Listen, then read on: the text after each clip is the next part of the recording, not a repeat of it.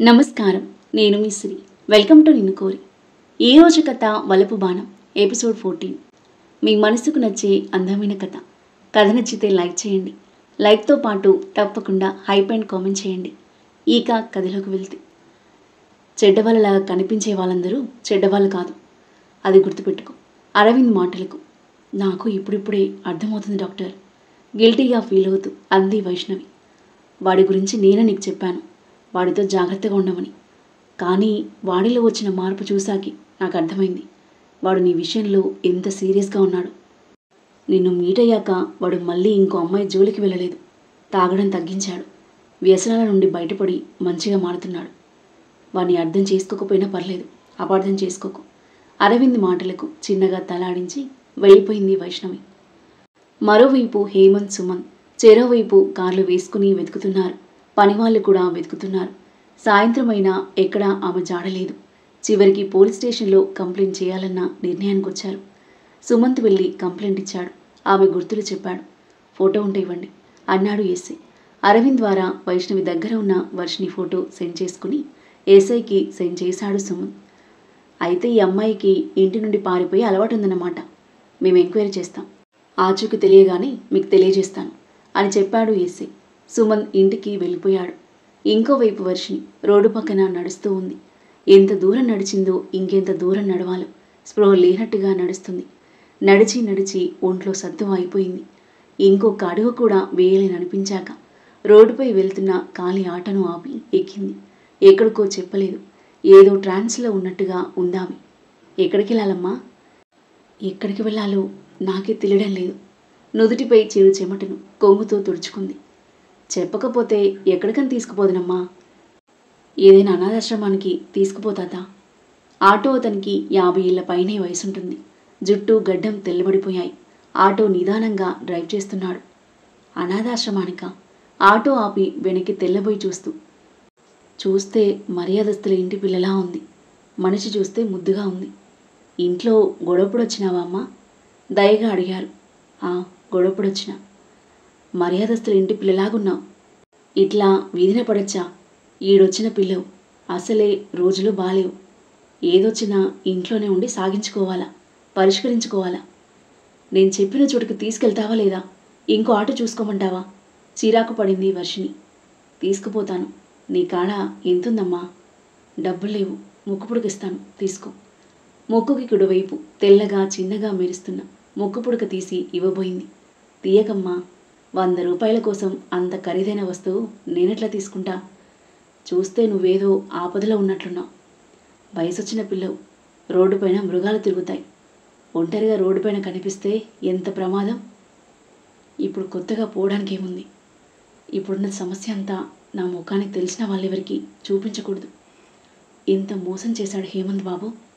నా గురించి ఎవరికి చెప్పొద్దు, ముఖ్యంగా అక్కకు చెప్పొద్దని చెప్పాను. చెప్పను అని మాటిచ్చి మాట తప్పాడు. అక్కని ఇంటికి తీసుకొచ్చాడు. ఇదిగో నీ చెల్లెలు చూద్దురా అని. ఆ రాత్రి జరిగింది కూడా అంతా చెప్పేసే ఉంటాడు. ఏం మనిషి! ఈ ప్రపంచంలో ఎవరిని నమ్మాలో తెలియడం లేదు. నీ పేరేదో తెలియదు కానీ నాకు తెలిసిన వాళ్ళ ఇంట్లో నేను భద్రంగా వదిలిపోతా. నీకు ఈరోజు బాగుంది, నా చేతిలో పడ్డావు. ఏ ఎదవల చేతిలో పడినా నీ బతుకు నాశనం అయ్యేది. ఇక దిగు. వర్షిని కిందకి దిగి చుట్టూ చూసింది. చీకటిలో సరిగా కనిపించడం లేదు కానీ ఏదో తోట ఉన్నట్టుంది. గేటుకి దూరంగా ఉన్న చిన్న ఇంట్లో లైట్లు వెలుగుతున్నాయి. ఈ రాత్రికి నువ్వు వెచ్చగా పండుకునే గూడనుకో. పొద్దుటికి ఆ యమ్మదయ నీ అదృష్టం. వరండాలో నిలబడి అమ్మా దేవకమ్మ అని పిలిచాడు తాత. ఎవరు అంటూ బయటకొచ్చింది ఒక ఆమె. ఆమె వయసు 50 ఏళ్ళకి దగ్గరగా ఉంటుంది. నుదుట పెద్ద బొట్టు, కాటన్ చీరలో నిండుగా ఉంది. నువ్వా తిరుపతి? ఎవరి పిల్ల అడిగిందామె వర్షిణిని చూస్తూ. ఈ పిల్ల నా ఆటో ఎక్కింది. ఇంట్లో గొడవ పడి వచ్చినాదంట. పిల్ల చూస్తే బంగారు బొమ్మలా ఉంది. కాలం చూస్తే చిత్రంగా ఉంది. ఇంకెవడి చేతిలో పడ్డా ఆడపిల్ల బతికింగాను అని ఇక్కడికి తీసుకొచ్చిన. ఈ రాత్రి గుంజుకొని మెల్లగా ఆమె సంగతితో తెలుసుకొని వాళ్ళ ఇంటికి చేర్చి పుణ్యం కట్టుకో తల్లి. మరి నేను వస్తా అని చెప్పి వెళ్ళిపోయాడు. రామ్మ చేయి పట్టుకుని లోపలికి తీసుకువెళ్ళింది దేవిక. ఇంటి నుండి పారిపోయి వచ్చేసావా?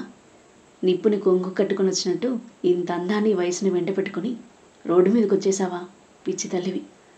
ఒంటరిగా ఆడపిల్ల కనిపిస్తే చెడు ఆలోచన లేని వాళ్ళకి సైతం ఆలోచన వస్తుందమ్మా. నీ అదృష్టం బాగుండి తిరుపతి ఆటో ఎక్కావు కానీ లేకపోతే ఎంత అనర్థం జరగడానికైనా అవకాశం ఉంది. బాగా అలసిపోయినట్టున్నావు. కాస్త తిని పడుకో, ఉదయం మాట్లాడుకుందాం. ఆమె గొంతు శాంతంగా హాయి గొలిపే విధంగా ఉంది. అప్పటికి ఆకలి, అలసట, నిద్ర దాడి చేస్తుంటే నిశ్శబ్దంగా తలూపింది వర్షిణి. కాళ్ళ ముఖం కడుక్కునొద్దురా అని వాష్రూమ్కి తీసుకెళ్ళింది.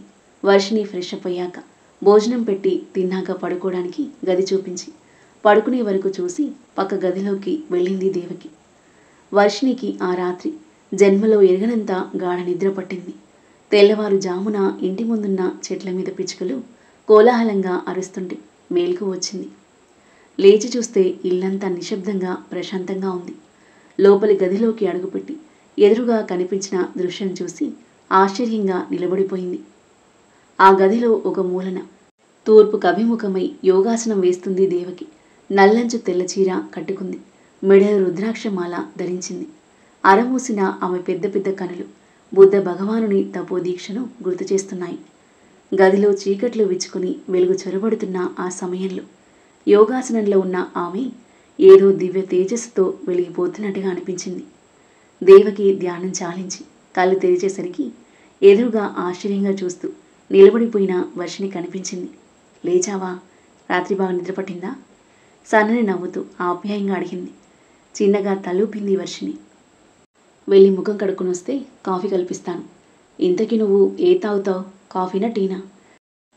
అడిగింది కొత్త బ్రష్, టూత్పేస్ట్ ఇస్తూ. ఏదైనా ఓకే అండి. వర్షిణి ఫేస్ వాష్ చేసుకుని వచ్చేసరికి పొగలు కక్కుతున్న కాఫీ కప్పు చేతికి అందించింది దేవకి. ఈ ఇంట్లో ఇంకెవరూ లేరా? నాకున్నది ఒక్కడే కొడుకు, పెంపుడు కొడుకు. వాడు పిల్లం ఫారెన్లో ఉన్నారు. 2 డాక్టర్లు. మీ వారు? పెళ్లి చేసుకుందే వారు మా వారు ఎలా అవుతారు? చిరునవ్వు నవ్వింది దేవకి. మీరు పెళ్లి చేసుకోలేదా? ఎందుకు? నా గురించి తర్వాత కానీ ముందు నీ గురించి చెప్పు. వర్షిణి కప్పులోని కాఫీ వంక చూస్తూ. నా కథ ఎవరికి చెప్పుకోలేనిది అంది. ఈ అమ్మ కూడానా? దేవకి అనేసరికి కళ్ళల్లో నీళ్లు తిరిగాయి వర్షిణికి. నేనేం చేశానో చెప్తే అమ్మైనా సరే చీపురు కట్టుతో కొట్టి బయటకు పంపిస్తుంది. బిడ్డ ఏ తప్పు చేసినా కడుపులో దాచుకునేదే అమ్మ. వెళ్ళగొట్టేది అమ్మ ఎలా అవుతుంది? పిచ్చి తల్లి. ఒకడు ప్రేమ అని మాయమాటలు చెప్తే నమ్మి మోసపోయాను. ఎవరికి చూపలేని ముఖం ఇలా వీధి పాలైంది. కన్నీళ్ళు కాఫీలు జలజల రాలాయి. కప్పందుకుని పక్కన పెట్టింది దేవకి. ఆమెను దగ్గరికి తీసుకుని కన్నీటి కుండలా ఉన్న ఆమె వదనాన్ని గుండెకు అదుముకుంది. అమ్మ బ్రతికుంటే ఇలాగే తనని గుండెలో దాచుకునేదేమో. తన గుండెలో మండే మంటను తన అమృత హస్తాలతో నిమిరి చల్లార్చేదేమో. వర్షిణి కన్నీళ్లు తుడుచుకుని తను ఎలా మోసపోయిందో, చివరికి ఎలా వీధిన పడిందో చెప్పింది. దేవకి కళ్ళ వెంట కన్నీళ్లు. నువ్విక్కడే ఉండిపో. నాకు కొడుకు మాత్రమే ఉన్నాడు, కూతురు లేదే అని లోటు తీర్చు అంది. అమ్మ, మీరెంత మంచివారు. ఈ మనుషుల్లో మంచి వాళ్ళే లేరు అనుకుంటున్న సమయంలో ఉన్నారని చెప్పడానికేమో దేవుడు మిమ్మల్ని చూపించాడు నాకు. అమ్మాని పిలిపించుకోవడానికి చాలా పెట్టి పుట్టాలి. నా భాగ్యం చూడు. కలిసొచ్చే కాలం వస్తే నడిచొస్తే పిల్లాడొస్తాడట. కష్టపడకుండా బంగారు బొమ్మలాంటి అమ్మాయికి తల్లినయ్యాను. కన్నీళ్లతో తడిసిన వర్షిణి బుగ్గ మీద ముద్దు పెట్టుకుంది. నా గురించి చెప్తాను. నా పేరు దేవకి. 20 ఏళ్ల వయసులో నా మనసుకు తగిలిన గాయం నన్ను బ్రహ్మచారిణిగా మిగిల్చింది. ఆ గాయానికి భగవద్ధ్యానంలో మందు దొరికింది. డిగ్రీ చేశాను. కొంతకాలం పాటు టీచర్గా చేశాను. అక్కడ రిజైన్ చేసి 5-6 ఏళ్లుగా యోగా స్కూల్ నడుపుతున్నాను. ఈ మధ్య చుట్టుపక్కల పిల్లల కోరిక మేరకు కరాటే స్కూల్ కూడా స్టార్ట్ చేశా. ఈ ఇల్లు, ఈ తోట మా తల్లిదండ్రుల నుండి నాకు వచ్చిన ఆస్తి. తంతే గారెల బుట్టలో పడ్డ సామెతగా అయింది వర్షిణి పని. చల్లటి నీడల దేవకి ఆశ్రయం దొరికింది ఆమెకి. ఆడుతూ పాడుతూ గడిపేయవచ్చు. స్వేచ్ఛకు లోటు లేదు, ప్రేమకు లోటు లేదు. ఇంటి పనుల్లో దేవకికి సాయం చేస్తుంది. ఆమెతో పాటే యోగా స్కూల్కి వెళ్తుంది. ఆమెతో పాటే వచ్చేస్తుంది. వర్షిణి లైఫ్ సాఫీగానే సాగిపోతుంది. కానీ తన తండ్రి లైఫ్ ముగియడానికి సిద్ధమవుతుంది. అతనికి మళ్ళీ జ్వరం తిరగబెట్టింది. ఆయన ఆ జ్వర తీవ్రతలోని కన్నాని వర్షిణిని కలవరిస్తున్నాడు. కన్నాకి ఇంకా ఆపరేషన్ కాలేదా? వాడిని చూడాలనిపిస్తుంది.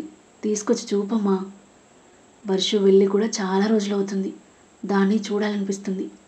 రమ్మని కబురు చేయమ్మా. పెళ్లి చేసుకోబోయే పిల్ల. పరాయింట ఎక్కువ రోజులు ఉండడం మంచిది కాదు కూడా అన్నాడు పట్టాభి. అతని మాటలకు వైష్ణవి ప్రాణం చివుక్కుమంది. కన్నపిల్లల్ని పోయే ముందు కల్లారా చూడాలి అని తండ్రి మనసు తల్లడిల్లిపోతుంటే ఆమె మనసు విలువెలలాడుతుంది. వర్షు రాదు అని నీకెలా చెప్పనన్నా? దానికి ఇంటికి రావడం ఇష్టం లేదు, మనకి కనిపించడం ఇష్టం లేదు. ఎక్కడుందో తెలియదు. మన ఇంటికి రాకపోయినా ఎక్కడున్నా క్షేమంగా ఉంటే చాలు అని పొంగుకొస్తున్న దుఃఖాన్ని దిగమింగుకొని తండ్రి చేయి పట్టుకుంది. కన్నాని బెడ్ మీద నుండి కదిలించకూడదు నాన్న. వర్షిని పంపించమని ఫోన్ చేశాను, కానీ అత్త ఫోన్ కలవలేదు నాన్న. మళ్ళీ చేస్తాను చెప్పింది వైష్ణవి. నూనె అయిపోయిన దీపంలా ఆయన ముఖంలో జీవకళ తగ్గిపోవడం స్పష్టంగా కనిపిస్తుంది. పట్టాభి పని అయిపోయినట్టు ఇవాళ రేపు అంతే అనుకుని అందరూ చూసిపోతున్నారు. కుమారస్వామి కూడా వచ్చాడు చూసిపోదామని. కన్నాని చూడాలని ఒకటే కలవరిస్తున్నాడు బాబాయ్. చిన్నబాబు గారితో చెప్పవా ఒకసారి కన్నాని తీసుకొచ్చి చూపించి తీసుకెళ్ళమని? చిన్నబాబు రాత్రి వచ్చారమ్మా, వెళ్ళి చెప్తాను. అతడు వెళ్ళిన అరగంటలోపే హేమంత్ కారు ఆగింది ఇంటి ముందు. అతడు కారు దిగి ఇంట్లోకి వస్తుంటే పట్టాభిని చూడడం కోసం వచ్చిన వాళ్ళంతా ముఖాలు చూసుకున్నారు. పెదవులకు బదులు నొసలు మాట్లాడుకోసాగాయి. అందరి ముఖాల్లోనూ ఒక అవహేళన భావం, చీత్కారం. దానికి కారణం హేమంత్కు వైష్ణవికి మధ్య అఫేర్ నడుస్తుంది అని ఊళ్ళో వాళ్ళంతా అనుకోవడం. అర్థం చేసుకున్న వైష్ణవి సిగ్గుతో బాధతో వణికిపోగా అతడు అదేమీ పట్టించుకోకుండా పట్టాభిని సమీపించాడు. తండ్రి పక్కన మౌనంగా ఏడుస్తూ దీనంగా పక్కనే కూర్చున్న వైష్ణవిని చూస్తూ, ఎలా ఉంది ఆయనకు, జ్వరమేనా అని అడిగాడు. జ్వరమే. మందులేం వాడడం లేదా? డాక్టర్ రాసిన టాబ్లెట్లు వేస్తున్నాను. కండిషన్ ఇంత సీరియస్గా ఉన్నప్పుడు ఆ టాబ్లెట్లు వేసి ఊరుకుంటే ఎలా? ఆయన్ని తీసుకెళ్లి హాస్పిటల్లో అడ్మిట్ చేయడం మంచిదనుకుంటాను. హాస్పిటల్లో అడ్మిట్ చేసినా ఆయన బ్రతుకుతారు అన్న గ్యారంటీ లేదని డాక్టర్ చెప్పారు. అయినా ఒత్తంతా కాలిపోయాక నూనె పోసి లాభం ఏమిటి? బ్రతికి చూడ్డానికి ఏముందని సుఖంగా పోనీయక. వైష్ణవి దుఃఖం పూడుకున్న గొంతుతో నిర్భేదంగా అంది. ఎందుకు లేదు, కూతుళ్ళ అక్రమ సంబంధాల భాగవతాలను పసందుగా చూడొచ్చు. ఎవరో చిన్నగా అన్నారు.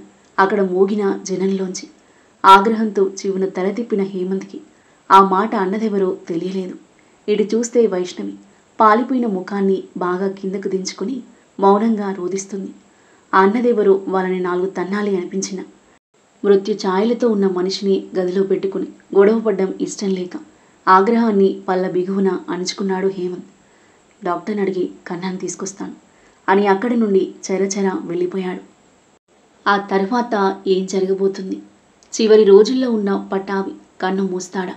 వైష్ణవి కన్నా పరిస్థితి ఏంటి? హేమంత్ గురించి తన గురించి వస్తున్న పుకార్లను ఆపడానికి వైష్ణవి ఏ నిర్ణయం తీసుకోబోతుంది? ఆ నిర్ణయానికి హేమంత్ ఎలా రియాక్ట్ అవుతాడు? వాళ్ళ మధ్య దూరం తగ్గుతుందా లేదా ఇంకా పెరుగుతుందా? అద్భుతమైన కథనంతో ఇంట్రెస్టింగ్గా సాగి ఈ కథ యొక్క నెక్స్ట్ ఎపిసోడ్ కోసం మన నెక్స్ట్ వీడియో చూడండి. కథ నచ్చితే లైక్ చేసి కామెంట్ చేయండి. ఇంకా ఇలాంటి ఇంట్రెస్టింగ్ స్టోరీస్ కోసం మన ఛానల్ని సబ్స్క్రైబ్ చేయండి. Thank you for listening.